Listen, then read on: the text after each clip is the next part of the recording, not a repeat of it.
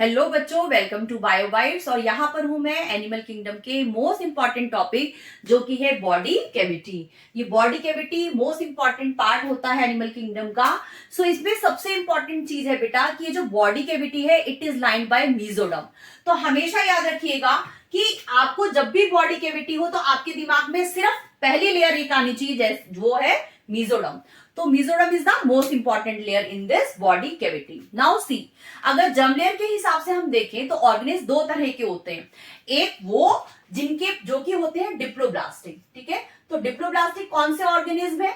Diploblastic वो organism होते हैं जो दो जर्म लेयर के बने होते हैं। उन जर्म लेयर का नाम क्या है?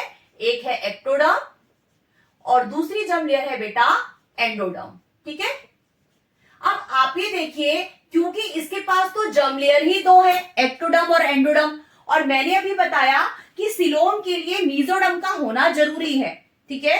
सो यहां पर जब वो लेयर ही नहीं है तो क्या इस तरह के ऑर्गेनिज जो कि डिप्लोब्लास्टिक है क्या वो सिलोमेट होंगे? तो बिल्कुल आंसर है कि नहीं होंगे, क्योंकि मीजोडर्म की लेयर तो है ही नहीं। तो एक्टोडर्म और एंडोडर्म ऑर्गेनिज जो होते हैं जिनके पास ये दो लेयर्स होती हैं, ठीक है, जो डिप्लोब्लास्टिक होते हैं वो एसिलोमेट होते हैं। नाउ सभी ऑर्गेनिज डिप्लोब्लास्टिक है ऐसा तो नहीं है। कुछ ऑर्गेनिज ऐसे भी हैं जो कि तीन जर्म लेयर के बने होते हैं। उनको क्या बोलते हैं? ऐसे ऑर्गेनिज जो तीन जर्म लेयर के बने होते हैं उनको बोलते हैं हम ट्रिप्लोब्लास्टिक, ठीक है बेटा। क्या बोलते हैं उनको हम? ट्रिप्लोब्लास्टिक। अब ट्रिप्लोब्लास्टिक की जो जर्म लेयर होती है वो कौन कौन सी लेयर होती है? एक्टोडर्म, फिर मीजोडर्म और थर्ड होती है एंडोडर्म। तो तीन जर्म लेयर होती है। तो इसका मतलब क्या हुआ कि सिलोम किस में अवेलेबल हो सकती है? उन ऑर्गेनिज्म में जो कि ट्रिप्लोब्लास्टिक है, क्योंकि ट्रिप्लोब्लास्टिक की लेयर का नाम है एक्टोडर्म, मीजोडर्म एंड एंडोडर्म। तो यहां पर हम ये चेक करते हैं कि सिलोम यानी बॉडी कैविटी, बॉडी कैविटी मतलब बॉडी के अंदर ऐसी गुफा जिसके अंदर ऑर्गन एग्जिस्ट कर सके, ठीक है। तो यहां पे देखते हैं, यहां पर सबसे पहले जैसे मैंने अभी आपको बताया कि सबसे पहली वाली लेयर क्या होगी, है ना, एक्टोडर्म। ये कौन सी लेयर है? दिस इज एक्टोडर्म, ठीक है। इसके बीच वाली लेयर ये हो गई आपकी मीजोडर्म। ये कैसी है? मीजोडर्म। और जो अंदर की लेयर है बेटा ये कौन सी लेयर है? एंडोडर्म। तो टोटल हमारे पास कितनी लेयर हो गई? हमारे पास हो गई तीन लेयर, क्योंकि ये कैसे ऑर्गेनिज्म है? ये ट्रिप्लोब्लास्टिक ऑर्गेनिज्म है। तो यहां पर मैं आपको इसके थ्रू, बॉटल के थ्रू समझाना चाहती हूं।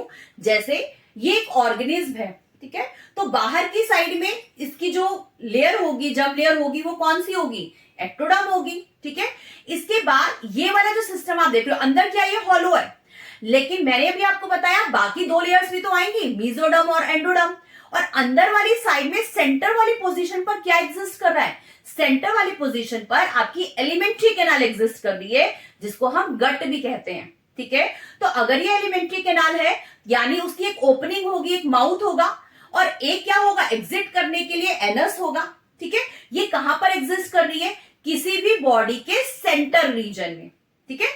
किसी भी बॉडी के सेंटर रीजन में क्या एग्जिस्ट कर रही है? तो ये जो बिल्कुल सेंटर में आप चेक कर रहे हो, मैंने अभी आपको बताया तीन लेयर्स है, एक्टोडर्म, फिर मीजोडर्म और एंडोडर्म। अब आप ये देखिए, अभी क्योंकि मैंने आपको बताया कि सिलोम में सबसे इंपॉर्टेंट जो लेयर होगी वो किस पे फोकस आपका ज्यादा रहना चाहिए? मीजोडर्म पे।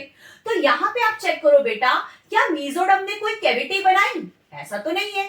मीजोडर्म कैविटी मतलब कुछ गुफा बनाई जिसके अंदर हमारे ऑर्गन एग्जिस्ट कर लें? तो हमने कहा नहीं, ये तो कॉम्पैक्टली अरेंज है।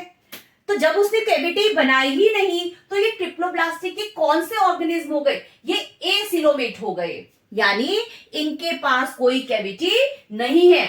Although mesoderm is present, mesoderm present तो है, लेकिन क्योंकि उसने कोई भी कैविटी नहीं बनाई है। जैसे अभी मैंने आपको बताया कि ये एक्टोडर्म है, अगर मेरी मीजोडर्म कॉम्पैक्टली अरेंज हो जाए और उसके बाद इसके बाहर वाली साइड पे यानी एलिमेंट्री गट के बाहर वाली साइड पे एक एंडोडर्म की लेयर हो और ये पूरे कॉम्पैक्टली अरेंज हो, तो इसके अंदर तो कोई ऑर्गन एग्जिस्ट नहीं कर पाएगा।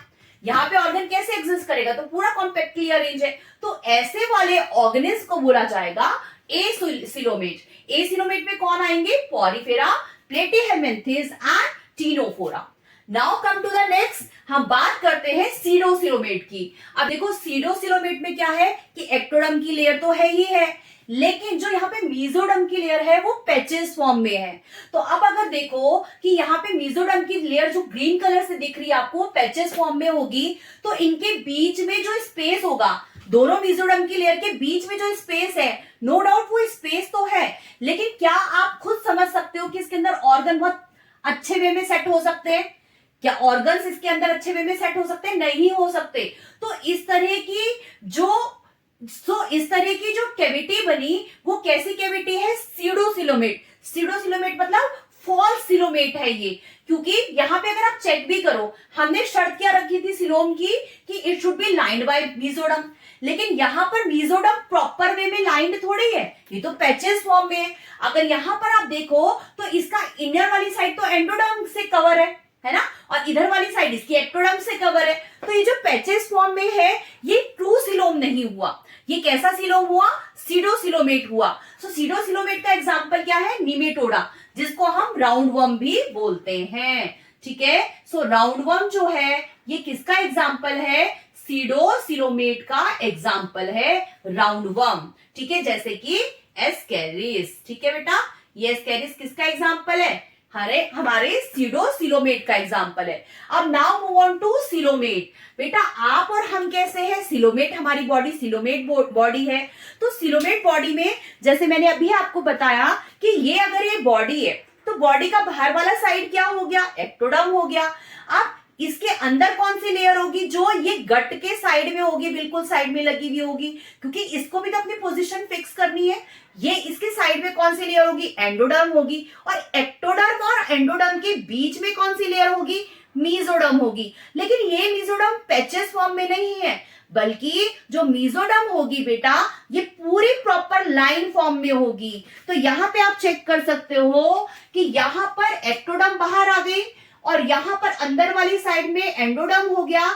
ये सेंटर में आप जो स्पेस खाली देख रहे हो गट हो गया, और इन दोनों के बीच में क्या है? मेसोडर्म की लेयर है। सो ये मेसोडर्म की जो पूरी की पूरी लाइनिंग है, ठीक है, पूरा यहाँ पे पूरा चेक करो, ये पूरी लाइनिंग है। तो इसने क्या किया? इसने ऑर्गन को अपने अंदर रहने के लिए स्पेस प्रोवाइड किया। जैसे आपका हार्ट, आपका स्टमक, लीवर, सारे के सारे ऑर्गन कैसे अरेंज है? आपके प्रॉपर फॉर्म में अरेंज है। तो सबको उसने क्या दी? पोजीशन दी, लोकेशन दिया। ठीक है, अब आप ये देखिए कि जब आप खाना खाते हो तो उस टाइम पे आपका स्टमक एक्सपेंड करेगा, आपका हार्ट बीट कर रहा है तो उस टाइम पे आपका हार्ट जो हो रहा है वो एक्सपेंड कर रहा है, आपके लंग्स एक्सपेंड कर रहे हैं।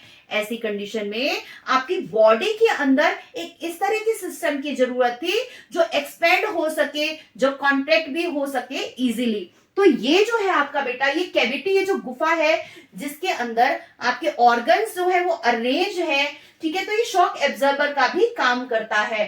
ठीक है, सो यहाँ पर ये मेसोडर्म की लाइनिंग है। तो समझ में आ गया ना, ये क्या हुआ? आपकी सिलोम। यानी ये कौन सी बॉडी वाले ऑर्गेनिज्म है? ये सिलोमेट है। तो इसके अंदर कौन से एनिमल्स आएंगे, कौन से फाइलम आएंगे?